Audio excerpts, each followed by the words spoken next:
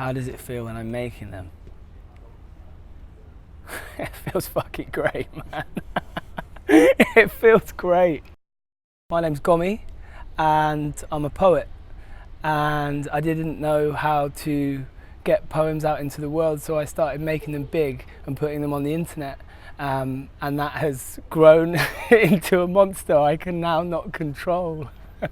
I used to be really ashamed of it. I don't know why, but I did. I guess it was something to do with where I was at as a kid. I used to like hide it under my bed as though it were pornography or something. Really didn't like the idea of anyone finding out that I was a writer.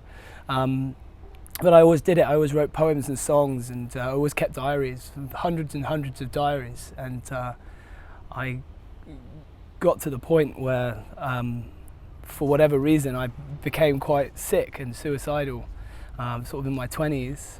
But I always wrote these diaries throughout the whole thing. You know, I was an actor, I was a performer, but I always wrote.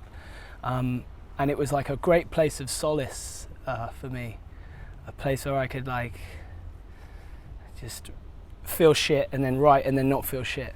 Now I'm doing a project where I'm walking around England, living predominantly out of a tent, using the edge as a guide, making large-scale visual poems on the Ordnance Survey maps that I use as canvases, and I'm searching for hope from people and putting them onto the maps. And it's been one of the most amazing experiences of my life.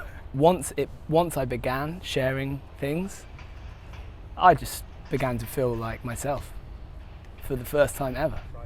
To be bold and be physical with what you're doing, and you know, like I'm walking, but I just love the idea of people not sitting inside themselves and feeling fear, getting up, getting out, and making some fucking art.